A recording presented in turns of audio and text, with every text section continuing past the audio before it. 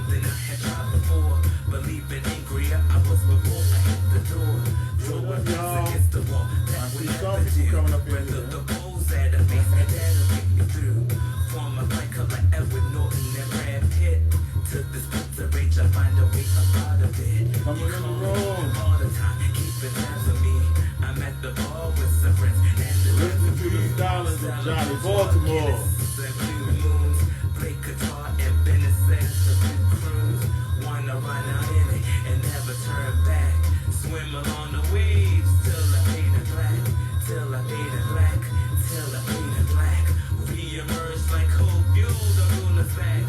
Wear my crown in pounds, how much I bow down. No need for Prince Will and Kate now that I'm around. My Magna Carta, treaty, sweetie, the trumpet sounds. But to your loss, I won't be held bound. I'm hellbound, is what you say, clown. Have you packing your balls and take a lead town. So rewound, boy, you're in the mound. Your mom tossing flowers at you in the ground. Like traders, the Africans. Y'all enjoying that music? The Indians. That's Johnny Baltimore. Save my soul. Check him out, go stream him.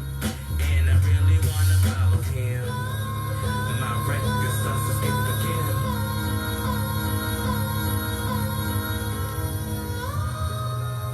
Right now, that was the stylings of Johnny Baltimore. Hello, everyone. I'm Cortez Ransom, the host of TheCNOTE, where we keep it 100 or 100, as we say here in Baltimore. There's a little feedback right there. 100, as we say here in Baltimore, and the real recognize real. And we also see you fake asses out there too. I'm here right now with Johnny Baltimore. Johnny Baltimore is a progressive hip-hop artist from Baltimore, Maryland.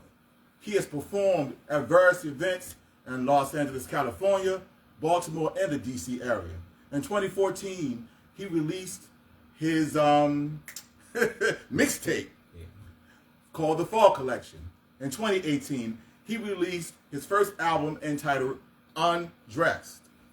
So here we are now with his return to music.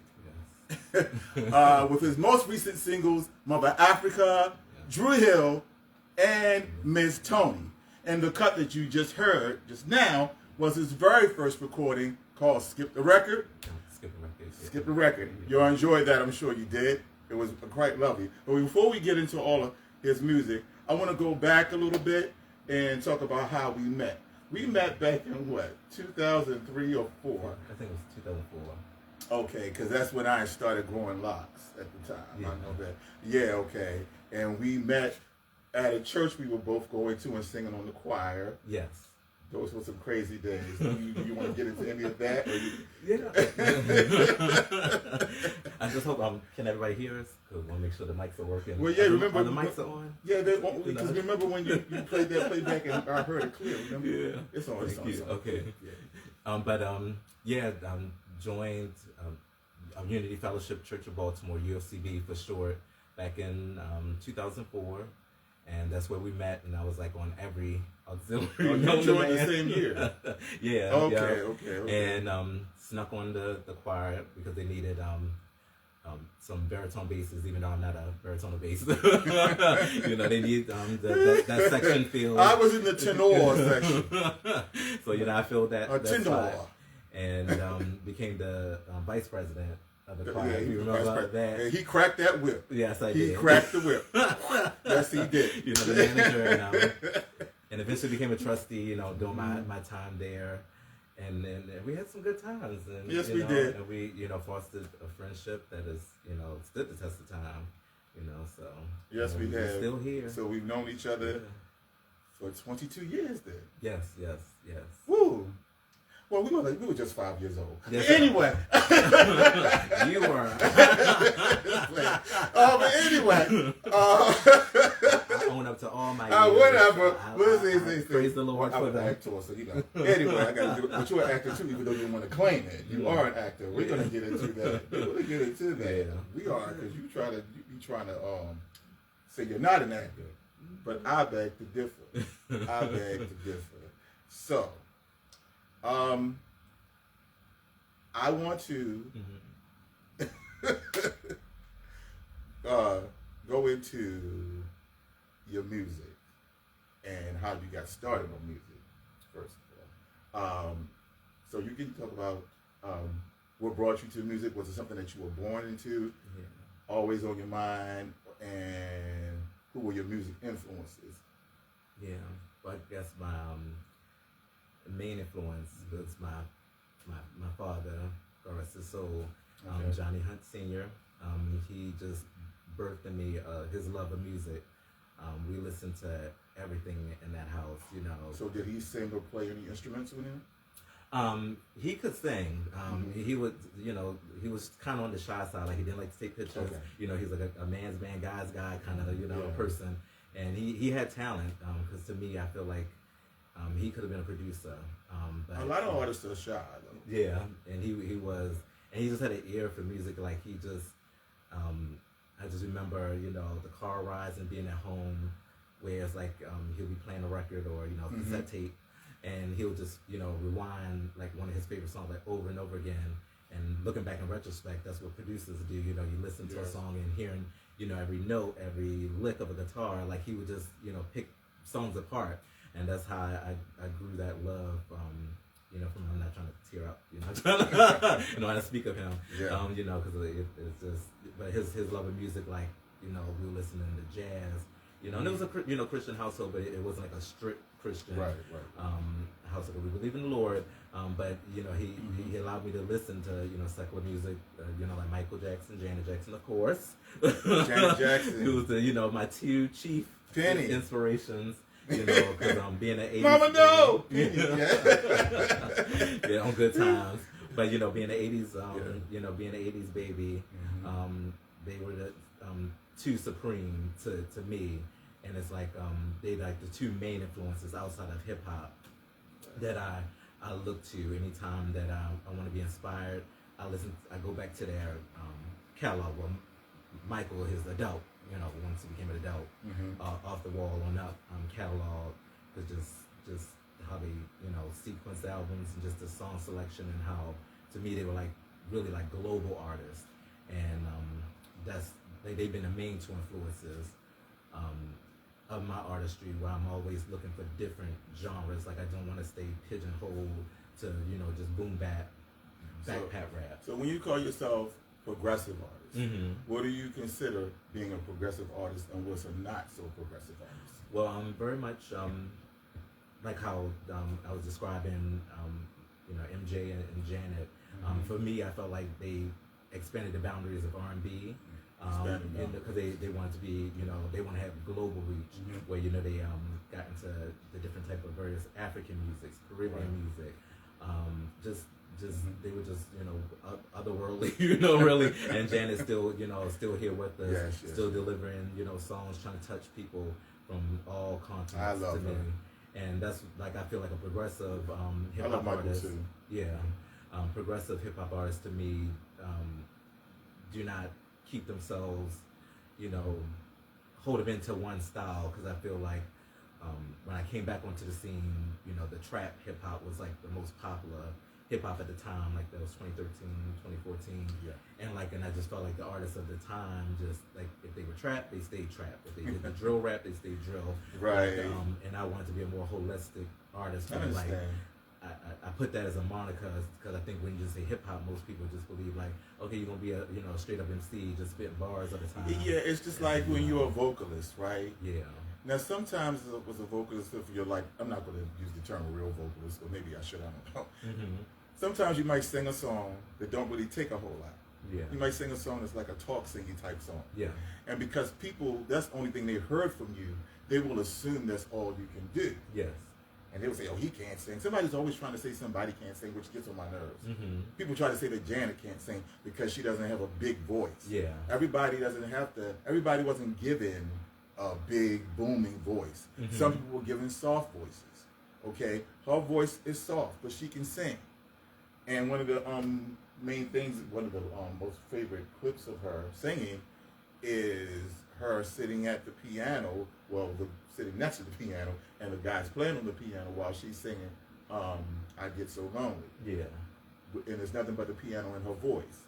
You know, the girl can sing, but people always trying to put somebody down, which gets on my nerves. And it seems to be only black folks that do that. Yeah. You know, pit artists against each other. You always see in these memes, who's the better artist, who's the better artist. Why can't they all just be great in their own right? No, that's true.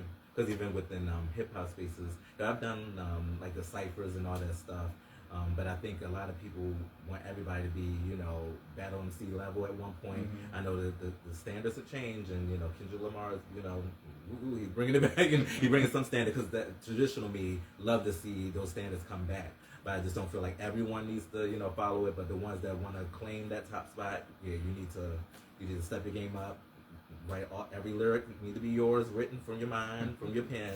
Yes, no assistance. You know, so I feel like when you want that top spot, you need to, you know, be on that level. Yes. But like you said, like with you know, R&B music, like there's different levels, different type of singers, different type of ranges. Mm-hmm. You know, and not everyone's going to be the same. Erykah Badu is not India Arie. India Arie is even not with Jill Scott. Even with Erykah Badu, a lot of the songs that she sings, it's like she plays with her voice like an instrument, and she don't really be belting out. Well, she does. But she can belt. Yes, she can. She can belt several times. I'm talking about songs like, you know, what's that song I was just playing? On and on and on. Like, yeah, her lead single was kind of Tyrone. You know, it's. Yeah.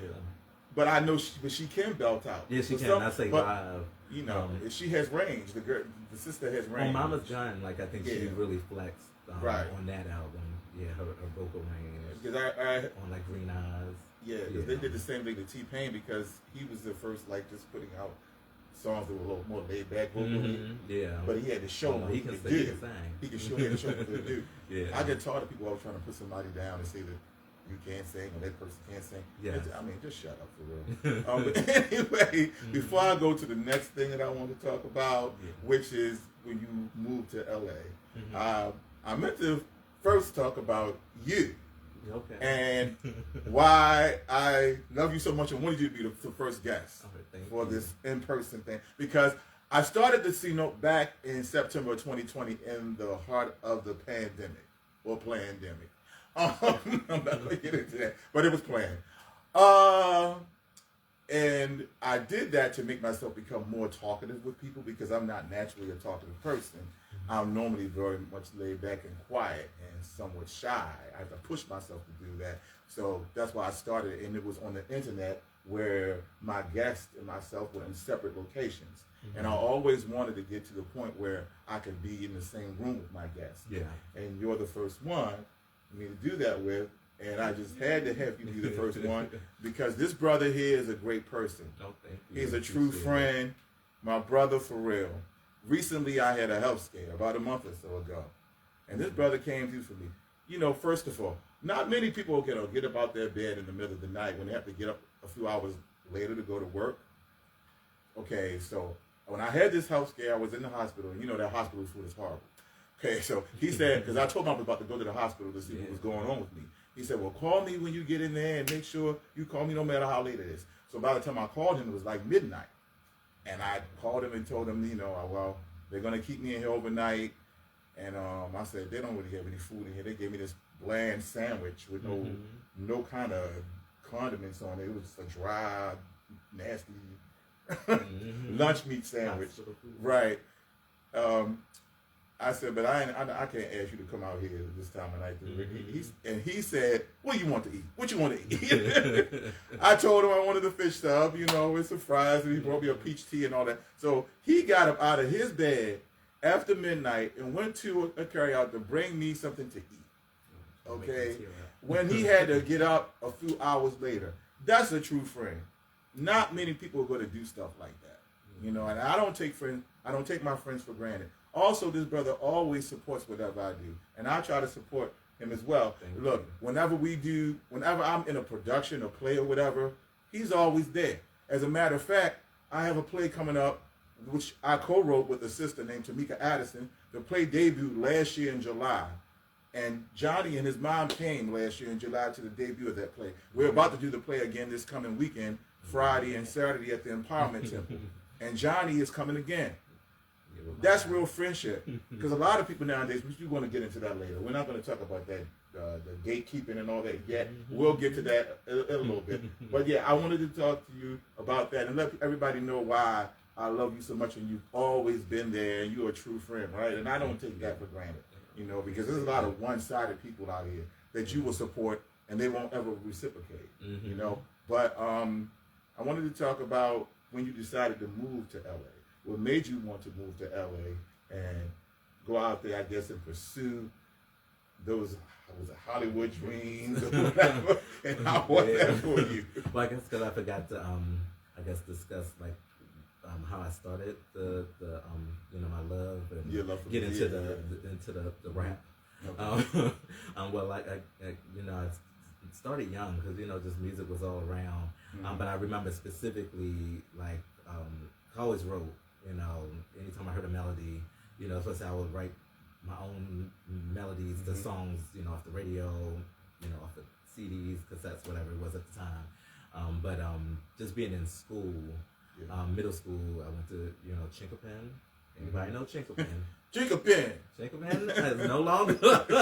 Once I moved back, I was like, "Oh, it's gone now. There's no longer Chinkapin." But when it was there, it was there. It was there. I went to a couple of elementary schools. I know at least one of them was still there. The last elementary school I went to before I went to middle school was Beachville Elementary. Yeah, and that was an experience, and being the type of kid I was at the time, a lot of people was testing me. A lot of them bullies was and I wasn't the one to fall back at that time. I would crack back. If you crack with me, I crack back. And being in the lunchroom, some of the boys were had their own little circle and they were rapping, and I rapped that I wrote, but they didn't have to know that. I'm pretending like I'm freestyling, but I wrote it. I just rap, and I remember that was the first time that I got the respect of the boys. I just saw them looking at me like, oh, like they just didn't expect someone like me. They thought I had a girly voice, this and the third. Right. They just always trying to pick on somebody. Yeah.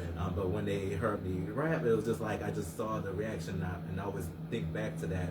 Like I think that's what planted the seed. Where I think like, and I think Quincy Jones said it too. Like music can even convince your enemies.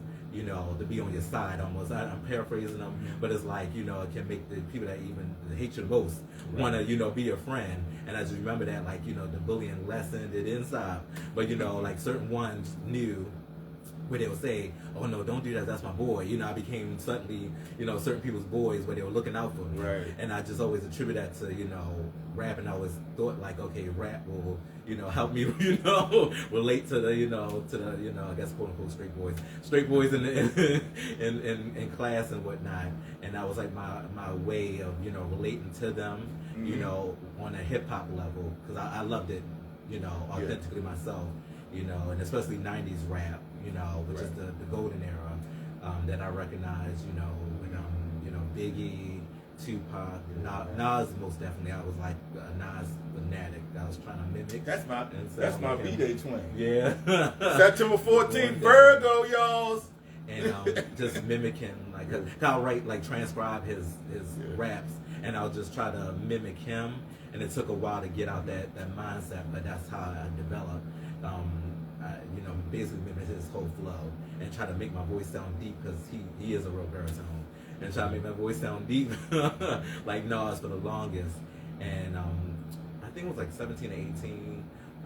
That's when I linked up with we're still good friends on Facebook, where he was, I would call him producer. He was working out his mama's basement, and a beat maker, and he was, making beats. Still making beats. Yeah, that's still a producer. And doing like the club. Everybody got to start somewhere. That part, and he was making the Baltimore, Be More club beats, and that's how I started. Trying to make Baltimore club songs, because he felt like that's the kind of, I guess, market. I could break out in image wise. I didn't look like the typical hip hop. Head. 1 second. Look, I'm not that close to my device right now, so I can't see what they're saying. with everybody, whatever you said, but we love y'all. That's all I'm gonna say. We're going on. Yeah. So started off making, like he was doing club beats and I was, making club songs to it, and I think I still have some of those songs. I'm like on a hard drive, but yeah, I don't even want to restore them to see the light of day. But I just remember like having them on tapes, and now because by the time you're 18, like the Paradox, they were 18 over clubs in Baltimore at the time.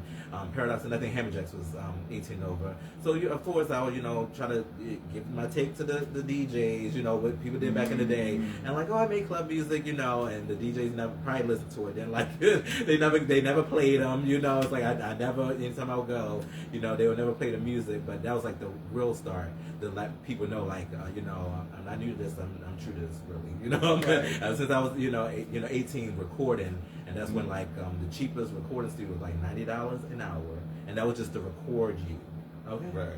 Just to record, not it at all. I know. To record, because the guy, and I think he was just being shady. Recording was one fee. To mix it was a separate fee, and then of course mastering, which most people you gotta pay still to master it. But it was like 3 separate fees, and he wouldn't help me out when I was like, oh, can you do this? Can you do that? His face would be blank. And I just remember like the ignorance of it, because he wasn't a fan of hip hop, and I found that out while recording, like he was more into rock, that kind of music. So he was just, kind of just wanted to record and, let me go. Being prejudiced, so you had to deal with that. And, but that was like my starting doing that. And I think I continued through off and on. I would do like the open mics. Cause they had like the Soulful Tuesdays down off of Saratoga with I think it was the group Fertile Ground. Okay. It was like a husband-wife group, Fertile Ground, and they took a liking to me, when I would perform. They're doing open mics, and that's when I felt like some validation how I was doing spoken word. But eventually I would just do my raps without like backing, or the musicians will play with it. And that's how I gained my confidence, because being rejected and not being played by the DJs, I found like a voice doing spoken word and doing my raps with with a beat, without a beat, doing the open mics, and that's how I developed a name for myself. Then going to DC, going to Philly, went up to New York, and of course in the Baltimore area, and that's how I really grew that confidence. But then life came. I felt like, okay, that was fun for that time. It's time for me to grow up, and I let the music go pretty much. I held on to it like temporarily because I wanted to get into songwriting, and I thought the most lucrative songwriting field was like the pop rock genre. Like that, during the T-Pain time, I was trying to make those, pop rock songs, which I recorded, but it wasn't for me to be an artist. It was for me to, write demos, and I submitted them in, different like songwriting competitions and whatnot, and I got good feedback, and 2 of the songs landed on some independent films that I don't know if they ever saw the light of day. I do remember, but you didn't mention that. And you know the name of them? And I had on well, I don't know the name of the films. But it's because the music was on MySpace, MySpace. MySpace. I'm trying to, fast forward, and that's when I, was songwriting. I like Kanye West was following me on MySpace. The Dungeon Family, I from Atlanta that worked with Outkast. They were the more receptive, where they will give feedback and whatnot. Where they say, "Oh, this is good," It was like the pop rock kind of thing. They, a lot of black artists, were getting into that field, and stuff like that, and. Around that time, and then Rihanna, really took it to the next level with that pop rock music, and that's what gave me the confidence. Like, I need to take the songwriting serious, and I need to move to an area where I felt like my talent could be honed, and that's what sparked me to. I was contemplating New York or LA, and I just felt. LA would be it. I just heard like the success stories of like people like Neo, Frank Ocean early on before he became the Frank Ocean, and I just thought like, oh, I could get my lucky break too. I moved in, what was it, 2010? So I just thinking like, okay, I gold rush. There's a whole lot of songwriters, you know, making it there. So you call it a lucky break. You think it's about luck?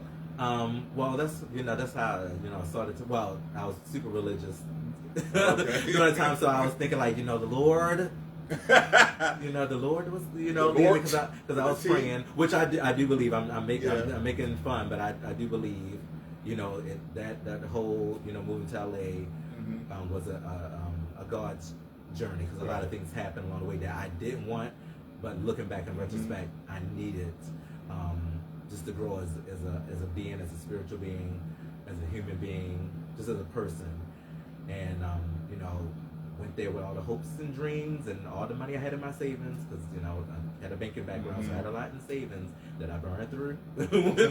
Once I moved. How many years did you stay there? I stayed there 11 years. I was gone for quite some time.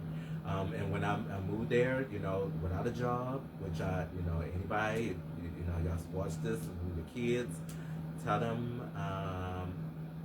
No. What year did you go there again? It was like 2010. Oh, 2010. Okay. Yeah.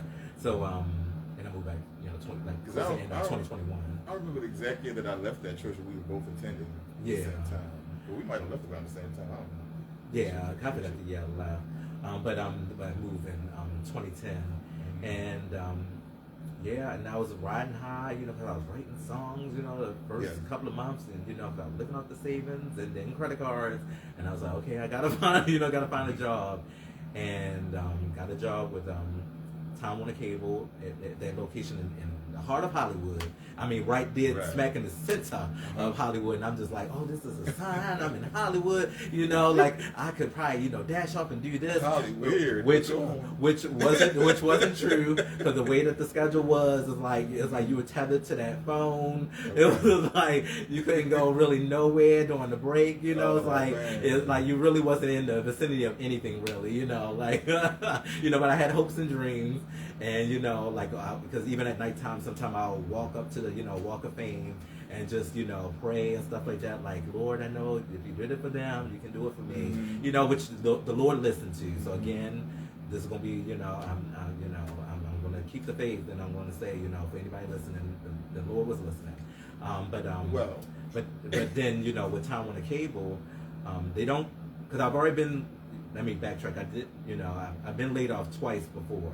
And that also led up to the reason why I moved also, because I felt like there's no real job stability. I worked with banks, and the first time was in 2006, which I was able to quickly recover and get another job quickly. But the bank fallout in 2008 that everybody knows about, when they officially everybody experienced, I got a second layoff then before I reached the age of 30. So that also was like the inspiration for me to move. I'm just like, there's no real job security, you know, what's the point? You know, I might as well follow my dream.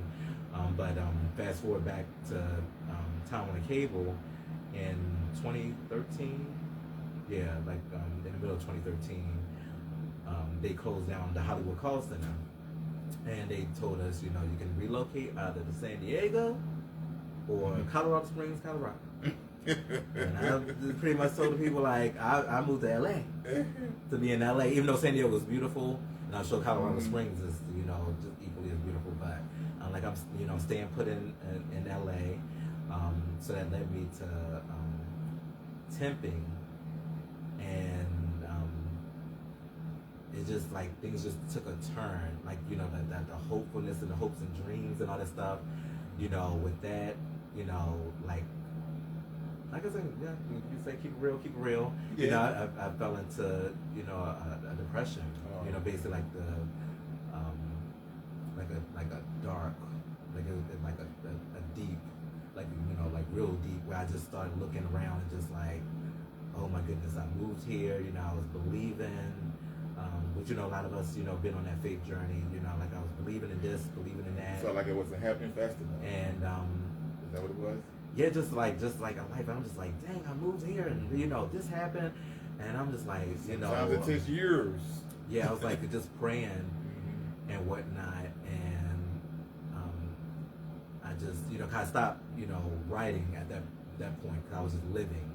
You know, I was like, I wasn't writing music anymore, and I just recognized like how I got sucked up into the hustle and bustle of work, in LA where I just felt like I gotta survive. I went in survival mode, and at the deepest, darkest time, which most people say, you know, because like Pablo Picasso at his deepest, darkest period, he had a blue period. That's when I started to write again. I started listening to beats through SoundCloud, and I found a producer out in LA, and he did like a lot of the boom bap rap that, you know, brought me back to that 90s period, and I just wanted to escape, and that's how I got back into music. And the song that I played at the beginning was the first song that I remember writing when I started back writing again. Because basically I was, you know, discussing my life, how I felt life was like a skipper record, like when you just think like, okay, you about to get it, then you're going back, about to get it. So like it was a metaphor for life, brilliant. Like you know, just, you know, and I just in the song I described like the different phases of like how music changed, basically used that as a metaphor, like how my life changed, you know, taken through the vicissitudes of life and the changes, and I just felt like I was 32, 33 at the time.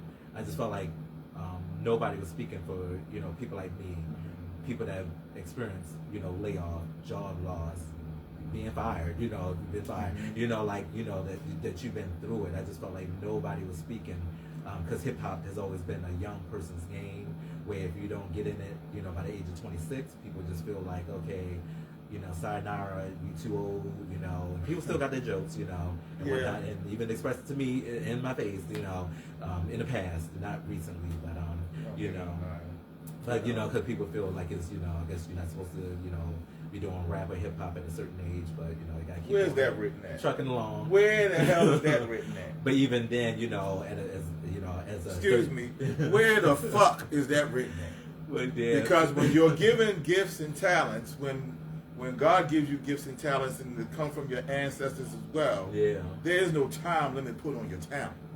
No time limit at all. As long as you're still alive and breathing, you can do it. Don't pay these crazy people down here no mind. Now, you came back in 2021. Right?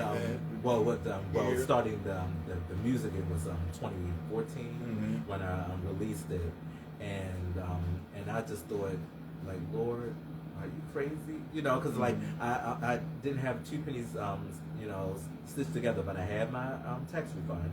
You know, that I'm like, I need to put this towards, you know, bills. But something inside me just told me, you know, record. I had to record my way out of that, you know, depression. So I wrote songs, you know, based upon that, and that became what became the fall collection. And I found. Why did you name it that? Well, it was based upon two things: the fall of man, because I felt like that symbolized the disillusionment that I had as an adult, like how we say, you know, you learn how adulting.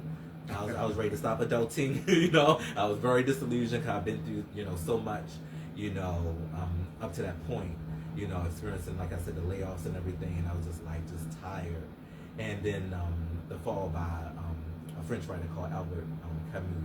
I'm a fan of existentialist writing. You know, I'm college educated. You know, Compton State University. You know, college educated, y'all. Okay, college educated. I'm using my college education and being introduced to the work of and he was an existentialist writer, and he believed in an absurdist theory where he just you know, he didn't believe in the existence of God, but he did not believe in the existence of God. He was agnostic, and he just, you know, broke things down. And I felt like I was stuck in between that period of, you know, questioning faith and, you know, trying to hold on to the faith. And that's what the basically that mixtape, you know, explores, me, you know, questioning things. And I want to ask you a couple more things. We're gonna be forever. So, no, but you do it. I love how you breaking it down. And everything. But your first album entitled Undressed.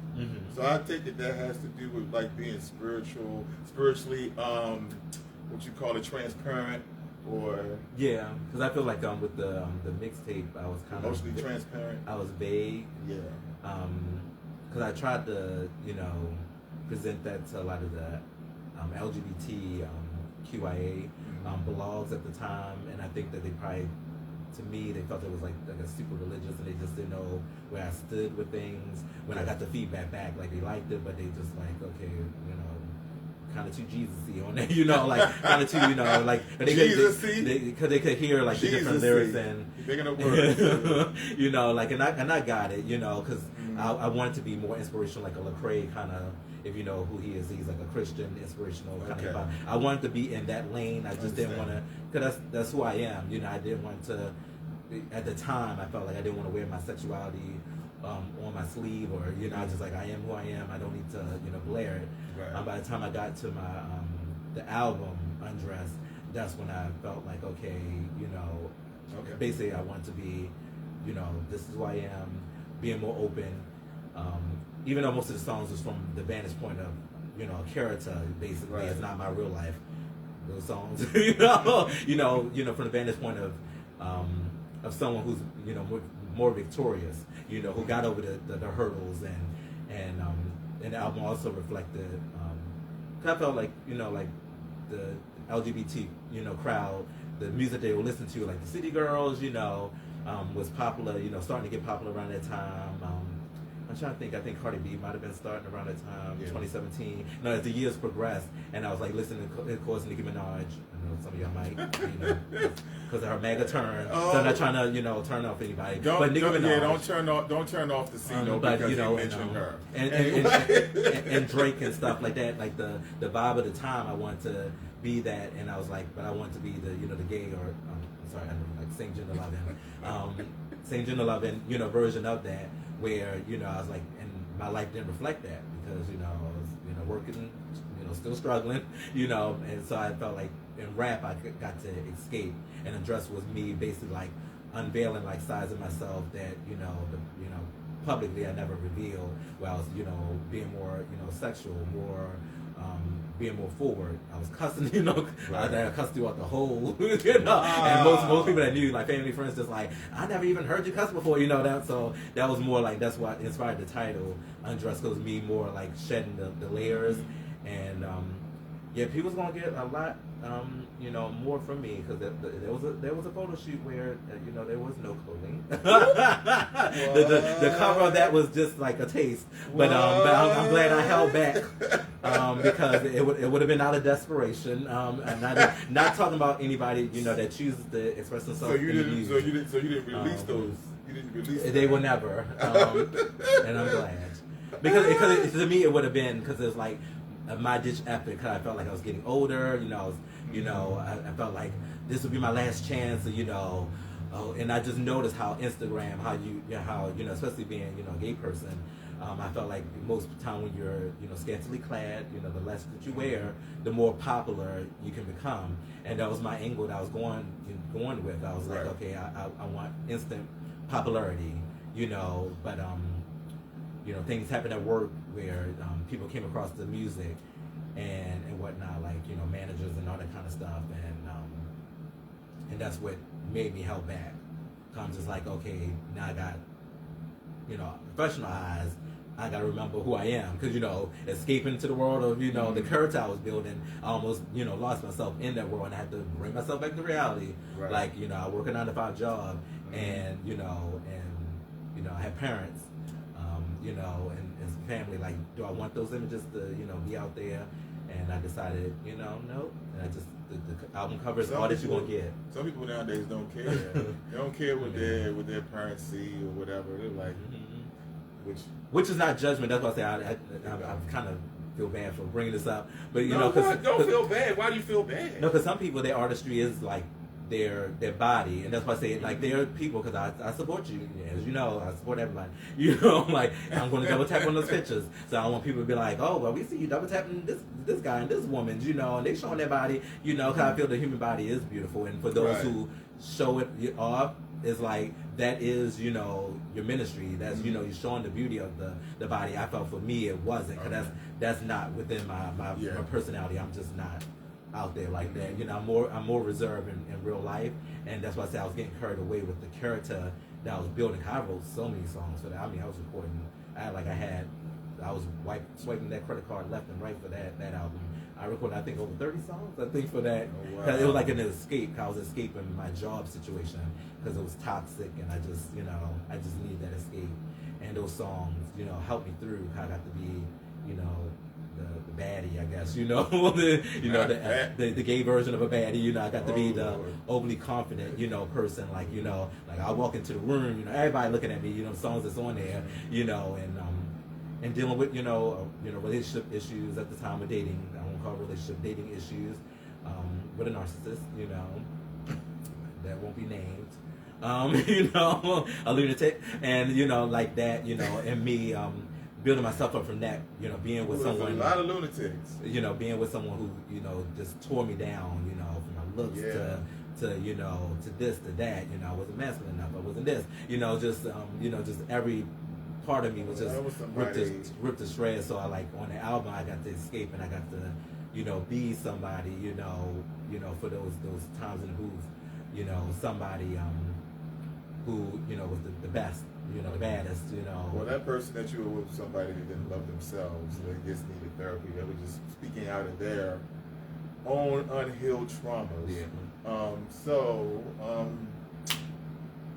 When you came back here, did you come back here feeling like you were defeated, or you were giving up on music at that point? Well, the reason why, you know, I moved back in 2021 was unfortunately my father, Johnie Hudson, he passed, I'm sorry. and yeah, it just took a toll on. I knew your father had passed, but I didn't know exactly what year. But yeah, during, you know, off the heels of COVID, and you know, I just knew, like, it just took a toll on my whole family, especially my mom, because they knew each other. But they knew each other since they were, you know, teenagers. You know, it's the love that I think everybody wants. You know, like they could tell the stories of, you know, and just see them, you know, smile and blush like they knew each other since they were teenagers. And, you know, my mom would talk about how my dad would help my, you know, grandma out with her groceries and stuff like that. You know, he just, you know, he was the consummate gentleman. You know, trying to, you know, woo her over. I'm sure. You know, he had an ulterior motive, folks, you know, and stuff, but they knew each other. Well, I guess your mama was a fine young man. Most definitely. And he was checking that out. She was a goat. Yeah, you know, Eastern High School, you know, girl, all girls, Eastern High on the east side. He was like, you know, who's that? She's an east side chica, you know, east side. You know how we do. As people say, like they always feel like east siders, you know, we have our nose up in there, we feel we better than everybody. I've been on both sides, but what side? Yeah, but you know, we are east side, we are. Oh, you're snotty. You're a little snotty. I feel, you know, like we have a level of confidence, and people try to tear it down, like I mentioned, you know, in the same relationship. Y'all say do it too. But we know, you know, from whence we came. I'm just playing. And I just knew, you know, my father passed and just took a toll, and especially with my mom, where I just felt like it's, you know, even though I was enjoying my time and living life in California, I felt like, okay, you know, cause with the last album as well, just to bring that back, I was working with an engineer, his name is Glenn, and he worked with artists that were signed, and he was trying to help me out, which he was, and God bless him, help me ghostwrite for some of the artists, because he felt like lyrically they weren't good, which they weren't, you know, because he played me some of that stuff, and like there's a song on Undress that you put I'm For Real.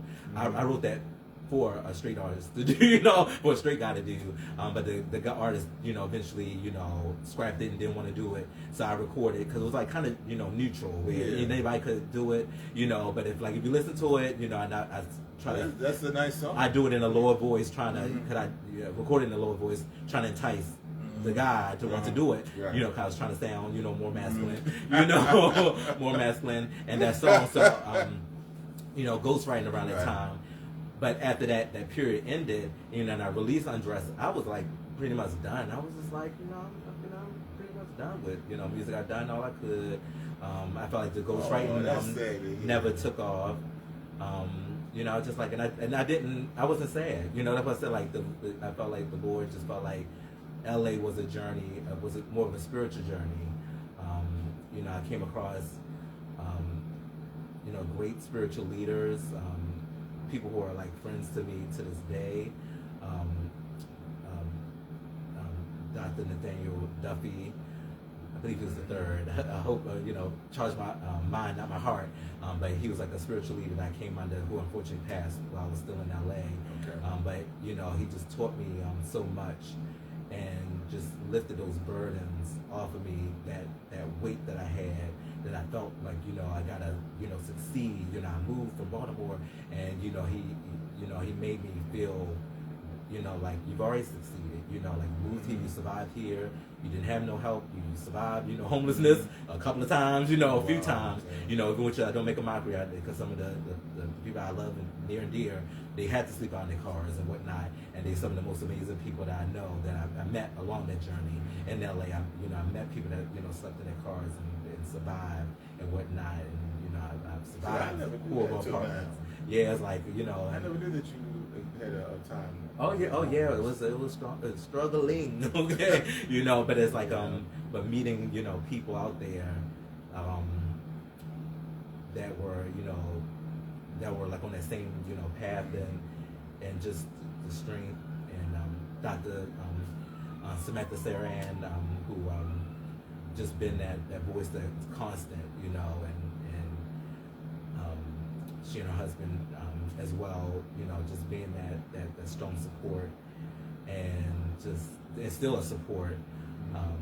My you know, brother from another mother, Honore, want to shout him out. You know, he's always supporting, you know, and just, you know, seeing his journey, you know, like, 'cause he's always like recording, doing live, and just seeing him, and, you know, even when, you know, I gave up, he was always that voice, like, you know, don't give up, you know. I'm just like, well, I think I'm done, you know, and whatnot, and just always being that positive support. And even when I, you know, fast forward, to keep it short, you know, coming back to last year, when I finally, you know, started making music again, he was like the first person, like, you know, I knew it, you know, I knew you were going to come back. Who was in your ear telling you to get back to it? Who else? Who else was telling you to get back to it? Who else was telling you?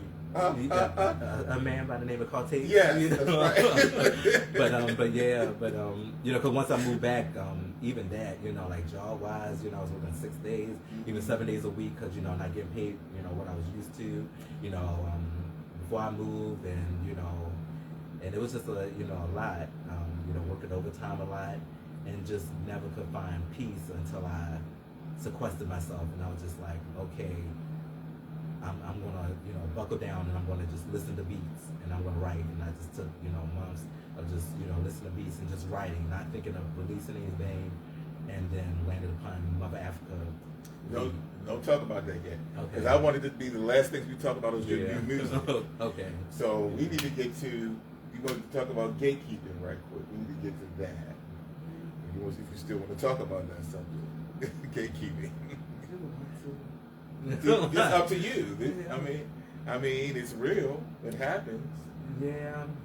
You don't have to spend a long time on it. What you talking about, like in regards to like people not supporting that kind of thing, or? Well, yeah. I mean, Yeah. Mutual, people not being mutual, reciprocal. Yeah. Well, I you know, I wrote a song about it. You like to hear? Here go. on the album Undressed, there's a song called All the Shade that I wrote, that I expressed it, because I had some artist friends, and a lot of them on the LGBT side, who, you know, were, you know, quite shady, you know, and it's like, you just, I'm supporting you, but you don't want to support me, you know. I'm just like, what's up with that, you know, kind of thing. And, you know, I wrote about it where it's like, I don't want that anybody that listens to that song think I'm referencing everybody, you know, family and friends. I was referencing, like, you know, basically like artists, where I felt like, I feel like as creatives, we know the pitfalls, the mental ups and downs that you go through. I'm just like, of all people, we should relate, you know, and we should be there for one another. That's why, like, anytime people see me, it's like, even if I'm off of social media, you know, I take my, you know, breaks, you know, because mental health wise or whatever, you know. But when I come back on, I'm seeing your stuff, I'm double tapping everything, you know. And there's people that remark like, oh, you know, you like and like, you know, you back on. So people that love me and know me from my heart, they know that. They know, like, okay, Johnny's back on, you know, kind of thing. You know, not to reference to myself in third person, but, you know, they know. And stuff like that. Like, I try to play catch-up as much as I can. You know, I can't play catch-up to everything, you know, work and, you know, time constraints. But anytime I'm out and about, I'm like, okay, let me, you know, go on and let me see what they're doing. Right. You know, let me check back on the artist, because I feel like, you know, I need to see what you're up to. And I feel like as artists, that's how it should be. Because if you look Chinese food. if you look back at, you know, time like the James Baldwins, you know, Nikki Giovanni, Rich Wright, you know, they you know, Toni Morrison, like all of them, they worked together. They supported one another. There was no, you know, hateration in the dancery, as you know, Mary J. Blige said. But in music, I've learned there's a lot of hateration in the dancery. People think they, you know, Simon Cowell on American Idol. Yeah. You know, want to judge and break out their, you know, little notebooks and stuff, and I'm just like, but you need to show me what you're doing to be a judge. You know, that kind of thing. So, you know, like, and Durand, Simon Cowell could not sing. He wasn't a producer. He was just there to give shady comments. So I'm like, okay, I understand, like, recognize that if you want to be Simon Cowell, you're going to be Simon Cowell in total. Okay? Because Simon Cowell never proved that he had talent to judge the Jennifer Hudsons. Well, to judge the Fantasias, okay? I've dealt with people who are also in the arts who will tell me to go support so and so. Somebody who's already known or somewhat known. Yeah. I'm not going to say the name, but I might say the name of the movie. I ain't saying no names. That's on R&B Money on tape. Yeah, somebody told me. Turtleneck. Anyway, I like turtlenecks. Damn it, I'm gonna wear a turtleneck again when I feel like it. It's too hot. It's too hot. Well, this crazy weather going back and forth, so I don't know. I might have to wear a turtleneck again. Yeah, that's right. That's why you see me with this sweat on, made in his image, made by Jay Aaron. He's another one who's always been supportive. You know, both of us. You know, an amazing singer in his own right. Yeah. Yeah. So. Are you talking from the choir? Yeah. Oh yeah. But he made this sweater. Made it his image. Oh, is that one of his? Yeah. Okay. Yeah. All right, Aaron. Yeah. We always he was in the tenor section with me. Oh yeah, most definitely. Yeah. Me, him, and Larry. Yeah, and octaves range. You know, he can sing. Yeah. You should have been over there with us. But anyway. Well, I'm not gonna say who you were by, but anyway. The basement. I was trying to hold you. That was the sucking place. That was the sucking place. But anyway, I can do it now because my voice. I ain't talking about you. I got a sore throat today, so I can. I'm not talking about you though. What's a new role? But this person told me to go support so and so's film, right? The Skinny. It's right there. It's right there. I mean, it's 6:28, but we can still go a little bit past that. Sorry, folks. But we started a couple minutes late. Yeah. So anyway, but yeah. But hey, someone told me to go. Make sure you go support the Skinny when it came out, whatever year that was. Yeah. 2012, something like that. And I do my own films too. Yeah. But this person who told me, who's supposed to be a friend, who told me to go support the Skinny. Yeah. No, never come to try to see my shit. You know, I just had a movie premiere back in December. I ain't hear shit from him. You know what I'm saying? But you told me to go support somebody you don't even really know you exist, but you won't come support my stuff. Yeah. That's crazy to me. But I always try to support people as much as I can. I don't always have it to go support, but when I do, I will. Like I went to somebody else's movie premiere who's a local filmmaker. Yes. You think he even looked my way when I was there on the premiere for my film?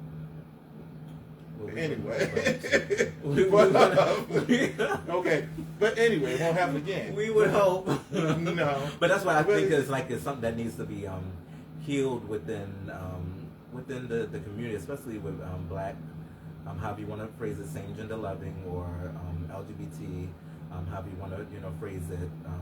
We need to heal. And I'm just like it just be unnecessary shade. I'm just like, is this necessary? Well, the person I was talking about is heterosexual. Well, I was talking about two different people. Oh, I thought you were talking about somebody else. Okay. One of them is same-gender loving, and the other one is heterosexual. Yeah. So it comes from both sides. Well, for me, for the most part, that's why I say like I'm not getting off screen. Come on, we're getting over here.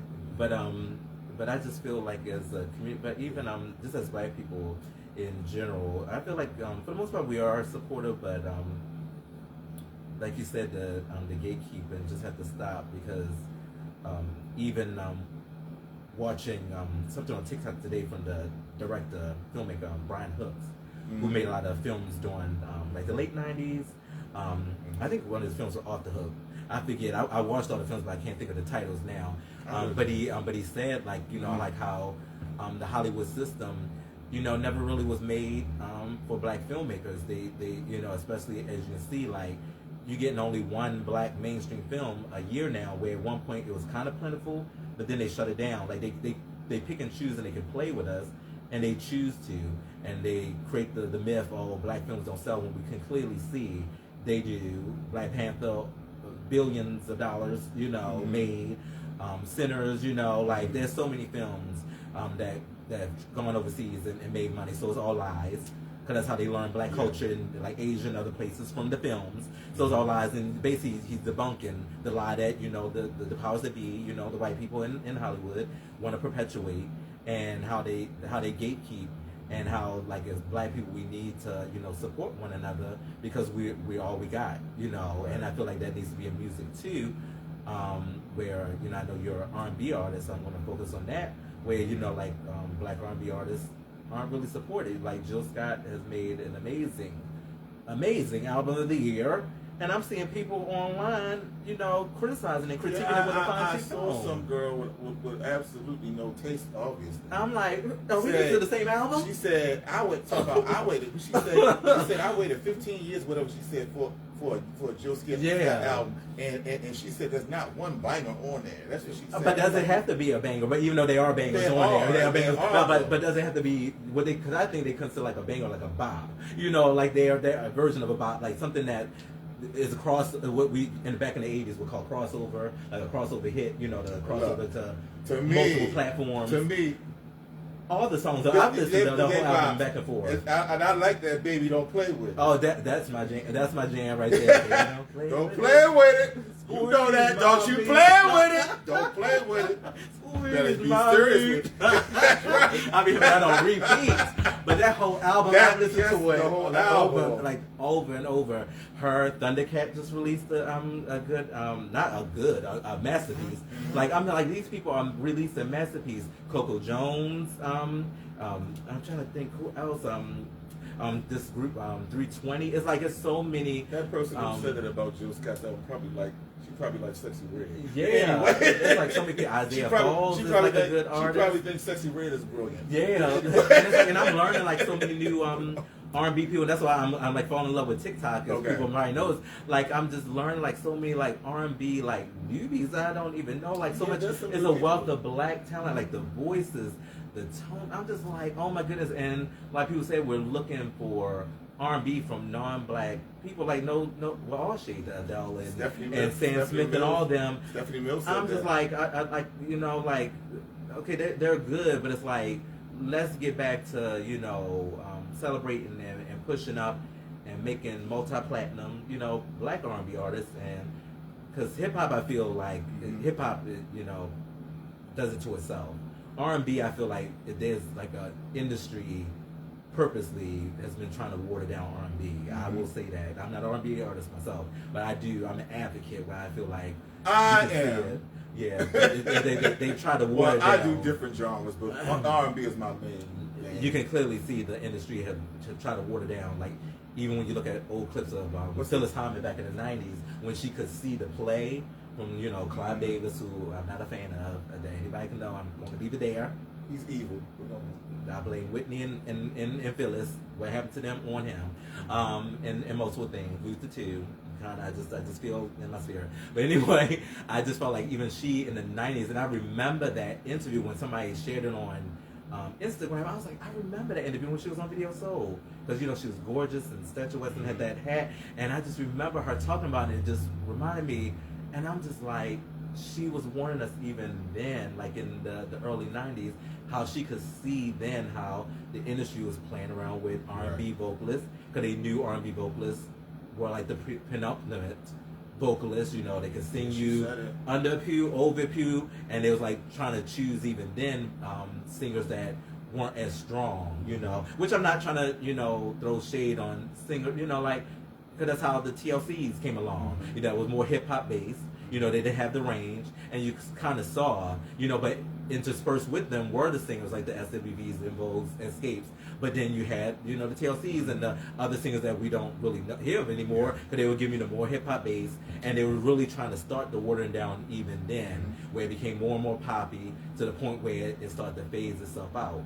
To the point where it got now where it's like, it's coming back, but you have the Jack Harlows trying to claim that he can do neo soul when he's not, and you can see. And I'm a strong advocate. Like my brother from another mother, Honore, bringing back that good Cortez, bringing back that good R&B music that sticks to your ribs, that soulfulness, the music that the lyrics are poignant. And my good friend Devon Howard. Devon Howard, thank you.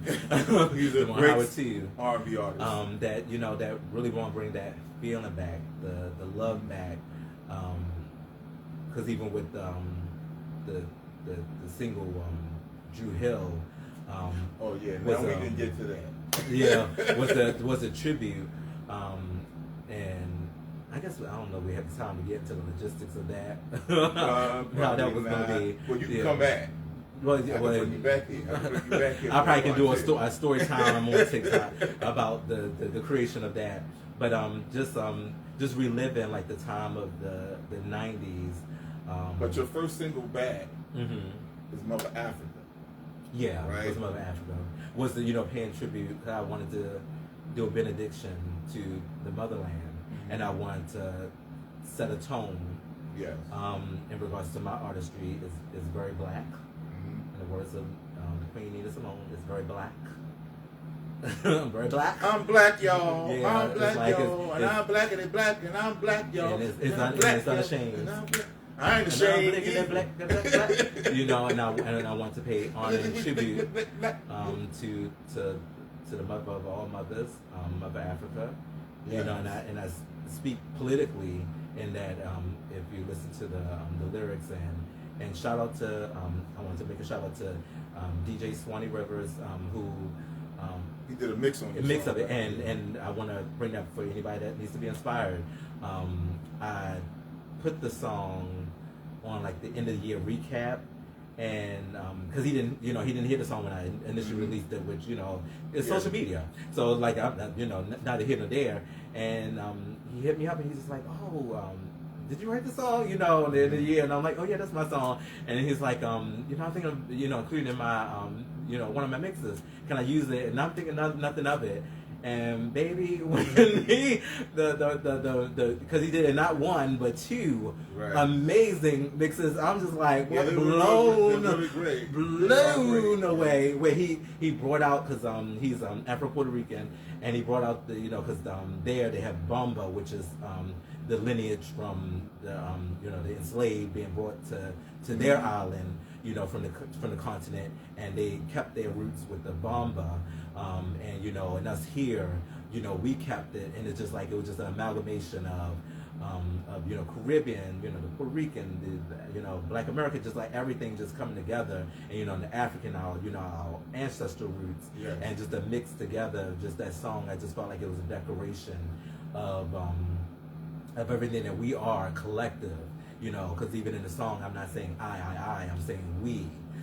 We, I emphasize the we, the collective. I always speak about the collective myself as well. Yeah, so it's like that's how I wanted to come back.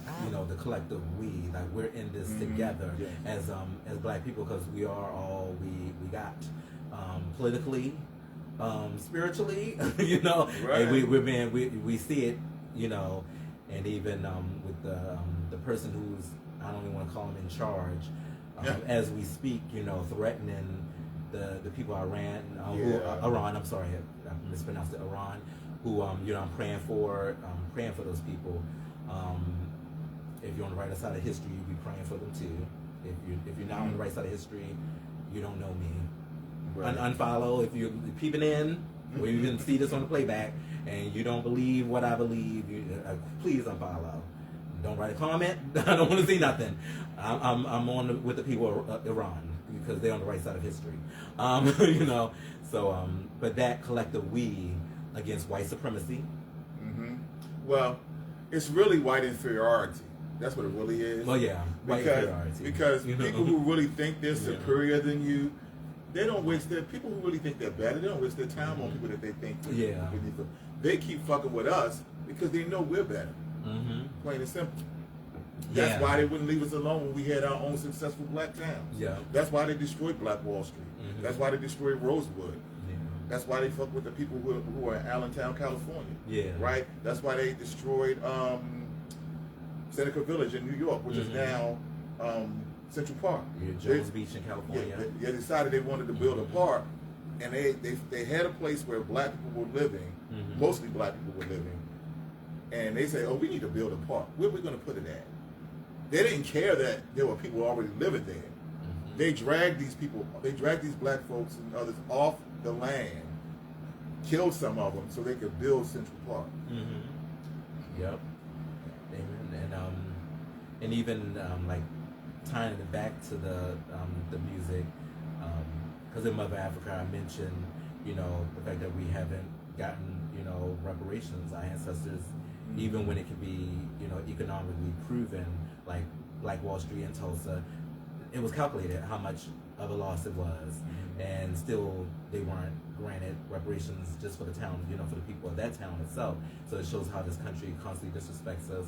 And even in Drew Hill, which was going to be just a, you know, romantic little bop, but I decided to mash up the remix with the original song due to certain things that happened that I won't go into that I mashed up the two.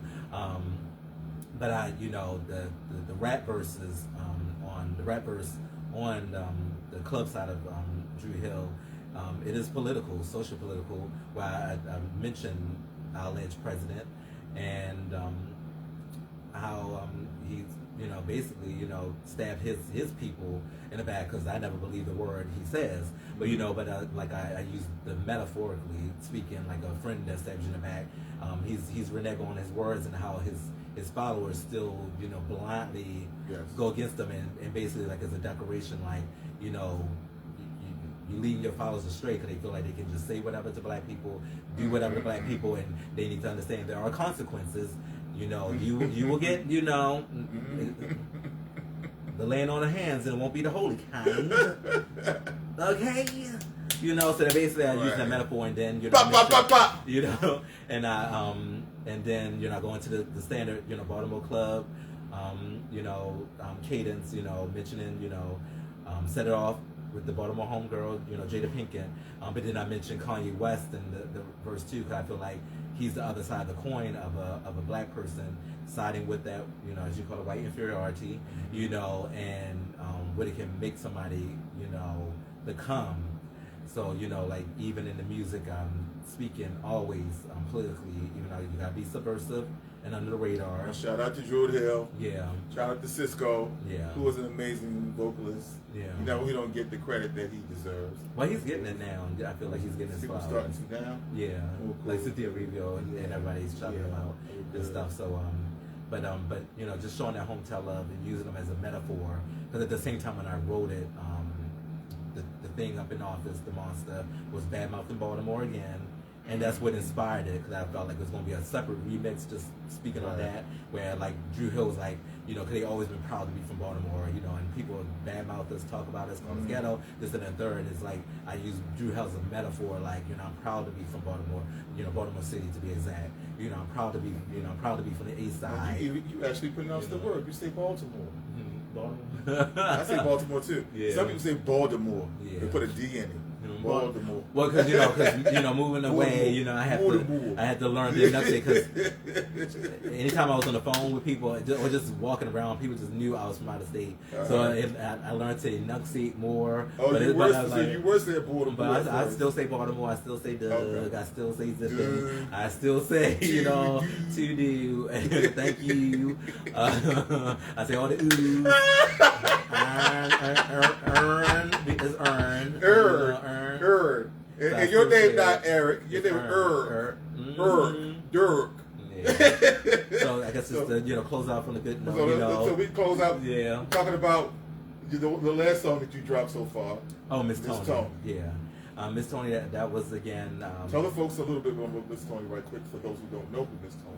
Yeah, Miss Tony was a Baltimore club icon. I feel is the pioneer of Baltimore club. Like, we wouldn't have Baltimore club if it wasn't for Miss Tony. I don't know when Miss Tony passed if he still identified as LGBT, but when I was in high school, he did, because he had songs where he expressed it. But he was unashamed of himself. Wore wigs, dresses and everything, and that was the inspiration, because I just remember being a high schooler and being bullied again, being talked about, being the butt of jokes, and just someone, one of my classmates, lent me his club tape, and that was the first time I heard of Miss Tony. I'm like, who is this? And this guy, I can clearly hear it was a guy, but singing this, alto notes, singing all gospel-y on the on the track and everything, and I'm just like, just amazed, and I just remember listening to the guts fell out and had to use a pencil to rewind it back, and just playing that the club old tape cassette tape, and just playing that tape out and just listening, to all his songs, How You Want to Carry It and all that stuff. And he was the groundwork, even though Baltimore club changed over time, but he was the foundation. He was like the first real MC that went around to the different parties and everything. Frank Ski was the one that broke him out, and the song basically is giving Miss Tony his flowers. And I felt like there hasn't been a song dedicated to him. There's been people that done dedications. So you released the song then? I released the song. It was supposed to be in the D's, before the New Year's, but TuneCore they held it off. So it was released officially, I think, at the beginning of January, and then I held off because so much was going on in the country, and so I just did a little light marketing, and I just felt like hopefully things would die down, but things haven't. Not to laugh, unfortunately, in this country, because I didn't want to be insensitive and stuff like that. Not saying anybody that released music during that time, is insensitive, because you got to do what you got to do. Right. But I just felt in my spirit, I just didn't feel like being happy-go-lucky, because the single is one of exuberance. But then I had to remind myself, the song is one of resilience. Miss Tony, that's what Miss Tony represents to me. He was unashamed of himself. In Baltimore neighborhoods and Baltimore clubs, like people say, with as they call it, the hoppers. He didn't. He didn't care. No one tested him, and that's why I say I had to come back out and really promote the song, because it's a song of resilience. Miss Tony is Baltimore. That's how Baltimore is. Even though people try to knock us down, we represent the world. People always bow out us and whatnot. Just like how he does to every place.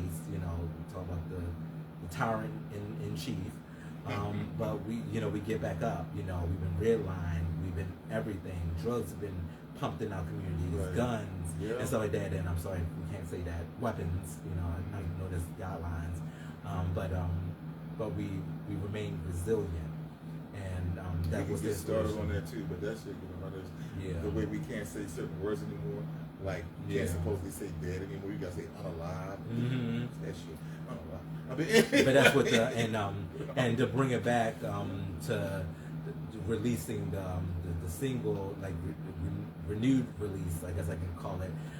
We got together and we did no, because I ain't bring it up yet. Okay. Well, he released the song back in January, right? And then in February, you said that you wanted, I think it was sometime in February. Well, we just recorded it We just recorded it a couple of weeks ago. Okay, I forgot. So it must have been in February. Yeah, February. Yeah. So in February, he approached me and asked me, you know, if myself and 2 other singers that I know would sing backup for him on his song, because he wanted to do a live version of the song about Miss Tony. Yeah. And of course, how could I say no to him? The great friend that he is. Yeah. And of course, I love the experience. And when somebody asks me to be a part of their project, unless it's something crazy, I'm honored that you would ask me to be on your project. And I thank you as well. And so I did contact the sister that I know. The other brother, he didn't want to do it. But the sister name is Tessa Simmons. She said she was going to be watching tonight. Hey, Tessa. And we got together and we did this thing. Yes. And we recorded it live. The vocals are live. Okay? The vocals are live. No Memorex. No auto-tune. I said, what Prince said, the rest of the soul. The mic is on. The mic was on. It was very on. Yeah. And I felt like that was the best way, because that's what Miss Tony had. Because there's no video. Miss Tony never made a video. But what he did have was his mic and his voice. And that's why I said I wanted to bring it back to the essence of mic and voices. And that's how in a beat. So that video should be released soon. Yeah, because it is in the editing phase now.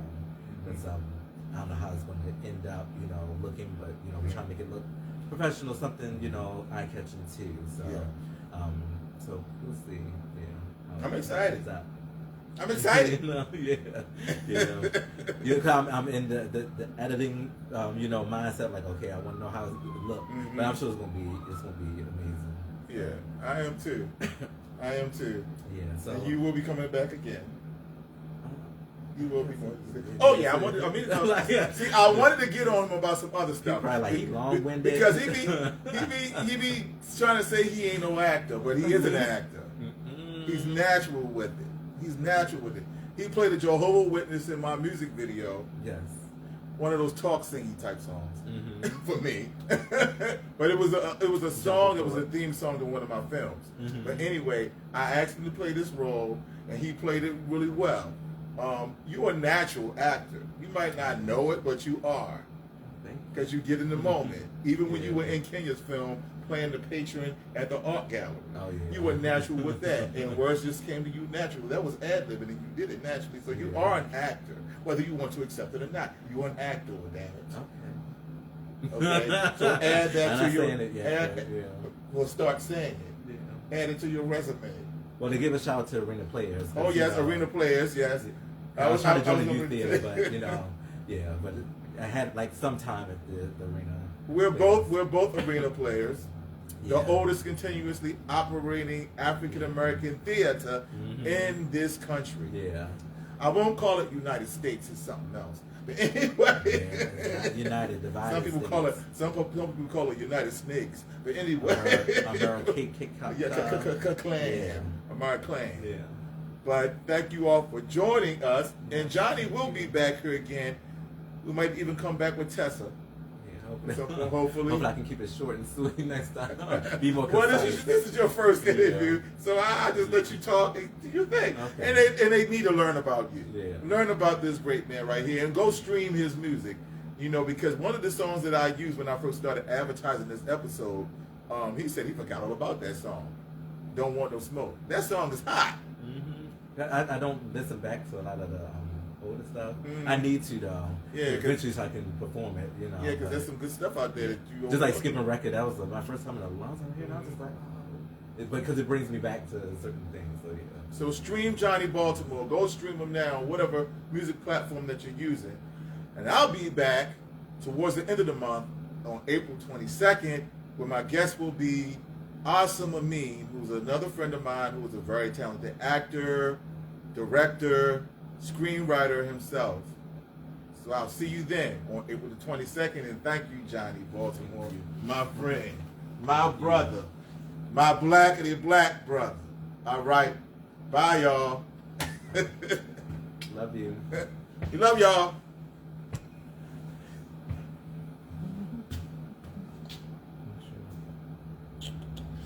Yeah.